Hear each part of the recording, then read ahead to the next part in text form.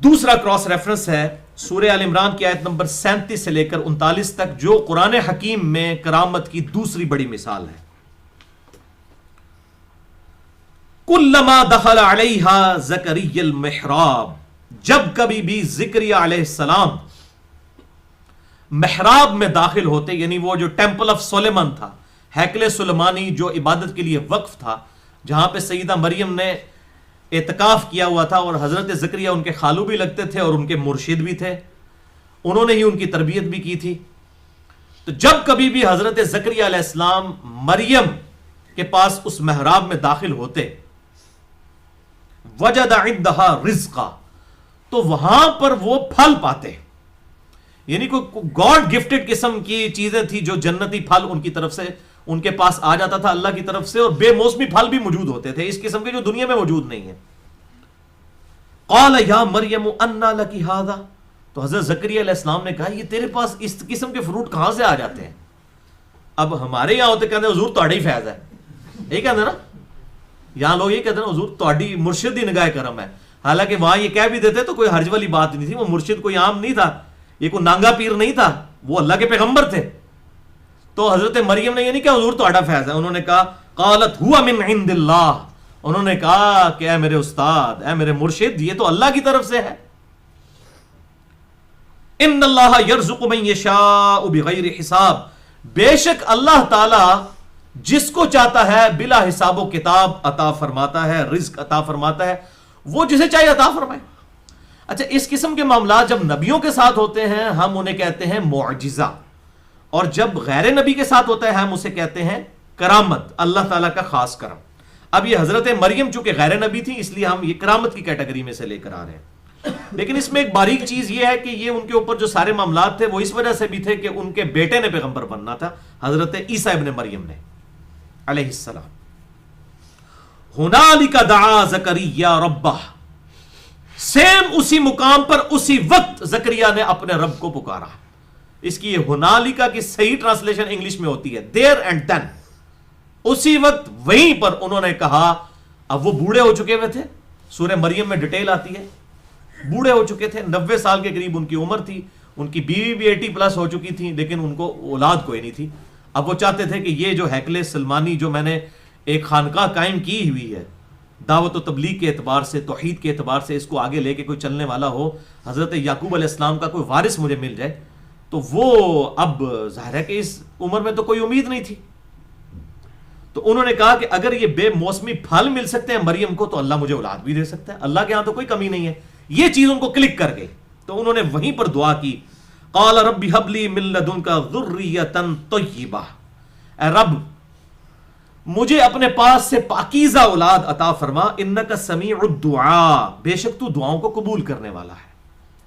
پیغمبر بھی اللہ سے مانگ رہے ہیں، اولیاء بھی اللہ سے مانگ رہے ہیں، لیکن یہ بدبخت انڈیا پاکستان کی پبلک اور یہاں کے گمراہ کن علماء اور صوفیاء، یہ لوگ کہتے ہیں آپ درباروں پہ جا کے مانگو.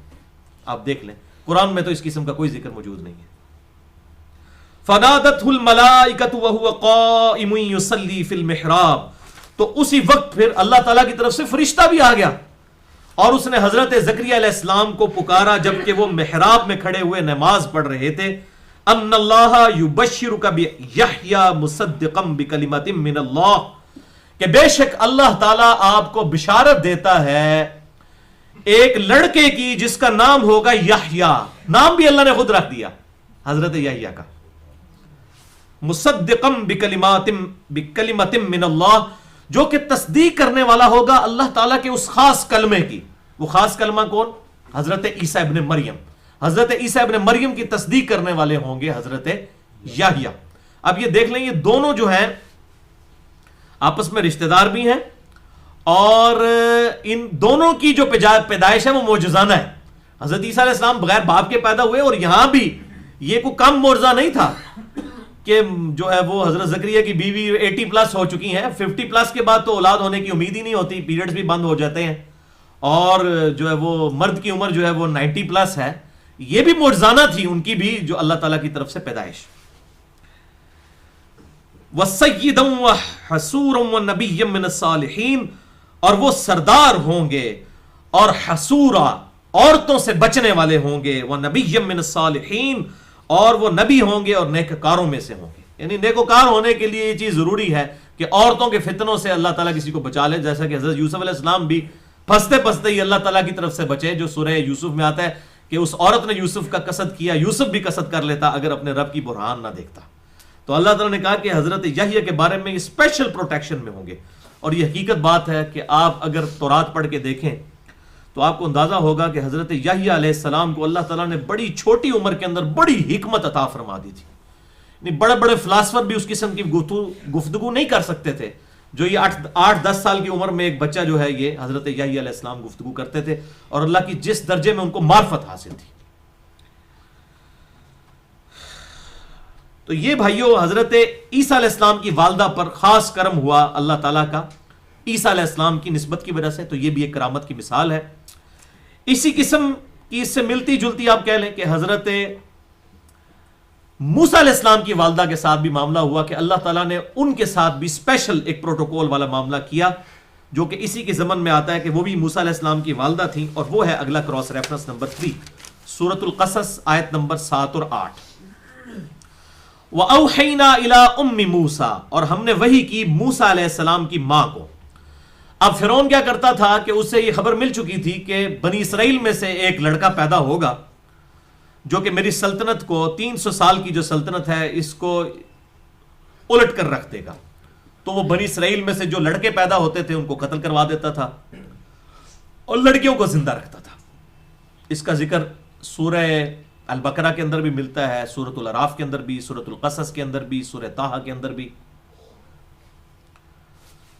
اب اسی کانٹیکسٹ میں بات ہو رہی ہے کہ موسیٰ علیہ السلام بھی ظاہر ہے بنی اسرائیل میں پیدا ہوئے, ان کی ماں کو بھی خطرہ تھا کہ یہ تو ذبح کر دیں گے فرعونی آ کر. تو اللہ تعالیٰ فرماتا ہے ہم نے وحی کی موسیٰ کی ماں پر ان ارضعہ, کہ تو اس کو دودھ پلاتی رہ, فاذا خفت علیہ, اور جب تجھے خوف ہو اس کے بارے میں کہ فرعونی اس کو حاصل کر کے قتل کر دیں گے, فالقیہ فی الیم, تو اسے تو دریا میں ڈال دینا. دریائے نیل وہاں سے گزرتا تھا, اس دریا میں تو ڈال دینا. اب یہ بہت بڑا ڈیسیژن ہے, بغیر وحی کے تو نہیں ہو سکتا, اتنا بڑا رسک. تو اس وقت غیر انبیاء پر بھی وحی نازل ہوا کرتی تھی, کشف کی فارم میں, الہام کی فارم میں, لیکن ختم نبوت کی وجہ سے اس امت میں یہ بین ہو چکی ہے. اور میں نے اس پہ پورا لیکچر بھی ریکارڈ کروا دیا, مسئلہ نمبر 6B, کشف, الہام اور خوابوں سے متعلق فرقہ وارانہ نظریات کا تحقیقی جائزہ, کہ جس طرح توحید کامل ہوئی ہے اس امت میں کہ سجدہ تعظیمی بھی حرام ہو گیا جو اگلی امتوں میں جائز تھا. حضرت آدم علیہ السلام کو فرشتوں نے سجدہ کیا, یوسف علیہ السلام کو ان کے بھائیوں اور ماں باپ نے کیا. اسی طریقے سے ختم نبوت کی وجہ سے اس امت میں کشف اور الہام والا معاملہ بھی ختم ہو گیا, تاکہ کوئی یہ دعویٰ نہ کر سکے کوئی دجال, غلام احمد قادیانی اور کسی اور جیسا کہ میرے اوپر وحی نازل ہوتی ہے. کشف والا معاملہ بھی اس امت سے اللہ تعالیٰ نے ختم فرما دیا, یہ معاملہ ہمیشہ کے لیے ختم. اس حوالے سے جتنی مسکنسیپشنز ہیں پونے 2 گھنٹے میں مسئلہ نمبر 6B میرا ریکارڈ ہے, کشف, الہام اور خوابوں سے متعلق فرقہ وارانہ نظریات کا تحقیقی جائزہ, اس میں بھی میں نے ان آیات کو ڈسکس کیا ہے. ولا تخافی ولا تحزنی, اور دیکھنا ڈرنا مت اور غم نہ کھانا. اب ظاہر ہے یہ کیسے ہو سکتا ہے ایک بچے کو آپ ایک صندوق میں ڈال کے اور دریا کی موجوں پر چھوڑ دیں, بڑا بندہ نہیں چھلانگ مار سکتا جس کو تیراکی آتی بھی ہو, اور ایک بچے کو, دودھ پیتے بچے کو, یہ اللہ تعالیٰ نے اسپیشل ان کو یہ وحی فرما دی.